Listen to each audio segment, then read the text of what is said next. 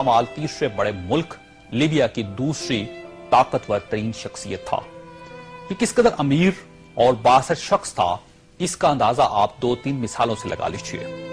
ये लंदन में था, इसे शुमाली लंदन का एक घर पसंद आ गया। इसने वहीं खड़े खड़े ये घर 1 करोड़ पाउंड में खरीद लिया।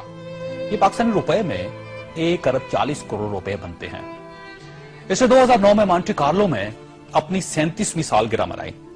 ये दुनिया की महंगी तरीन सालगिरह थी, जिसमें रूस के एल्युमिनियम टाइकॉन ओलेग टेरिपास्का, सोने की कानों के मालिक पीटर मुंक और मोनाको के शहजादे अल्बर्ट समेत दुनिया भर की मशहूर शख्सियात ने शिरकत की। ये पेंटिंग खरीदने का शौकीन था। इसके पास अरबों डॉलर के शाहपारे थे और ये तमाम शाहपारे इसके महलात में लगे थे। इसे 2006 में इजरायली अदाकारा ऑर्ली वेंसमैन अच्छी लग गई, तो इसने उसके गिर्द दौलत के अंबार लगा दिए। चुनांचे ये इसकी गर्लफ्रेंड बन गई और ये दुनिया की महंगी तरीन गर्लफ्रेंड थी। ब्रितानी वज़ीर-ए-आज़म टोनी ब्लेयर इसे अपना जाती दोस्त कहता था और इस पर 10 डाउनिंग स्ट्रीट के दरवाजे हर वक्त खुले रहते थे। ब्रितानवी शाही खानदान ने इसे कई बार बकिंगम पैलेस और विंडसर कासल में लंच और डिनर दिए थे। ये लंदन और पेरिस में प्ले बॉय की जिंदगी गुजारता था और इसे दुनिया जहान के कानून तोड़कर बहुत खुशी होती थी।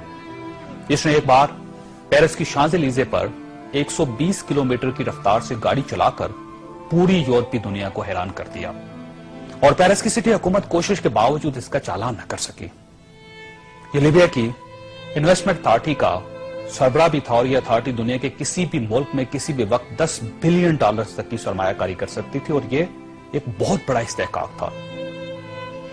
इस शख्स का नाम नाज़रीन सैफुल इस्लाम है और ये लीबिया के साबिक हुक्मरान कर्नल कज़ाफी का बेटा है। सैफुल इस्लाम कर्नल कज़ाफी का वारिस और वली अहद भी था और इसे दुनिया का इसके बारे में ख्याल था कि यह कर्नल कज़ाफी के बाद लीबिया का हुक्मरान होगा। ये इस कदर बासर था कि कर्नल कज़ाफी को न्यूक्लियर प्रोग्राम तरक करने पर भी इसी ने कायल किया था। इसने बल्गारिया के उस मेडिकल ग्रुप को छुड़वाने में भी बड़ी मदद की थी जिस पर बच्चों को एड्स के टीके लगाने का इल्जाम था। बर्लिन नाइट क्लब और लाख रुपये धमाके के मुतासिरीन को मुआवजा भी इसी के हुक्म से जारी हुआ था। अब मैं आपको इसकी ताजा तरीन तस्वीरें दिखाना चाहता हूं।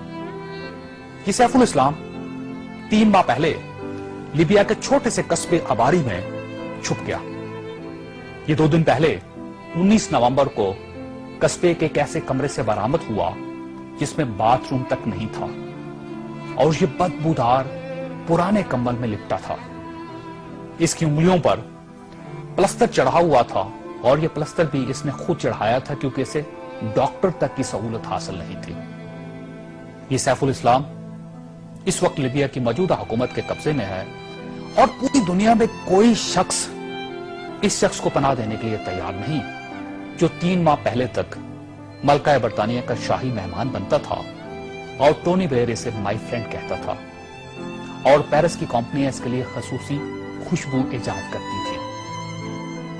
ये है सवाल और ये तस्वीर दुनिया के उन तमाम हुक्मरानों और इनके खानदानों के लिए इबरत का सबक है जो इक्तदार को सब कुछ समझ लेते हैं और जो इस ज़ौम में मुब्तला हो जाते हैं कि इनके इक्तदार का दरख्त हमेशा सब्ज रहेगा।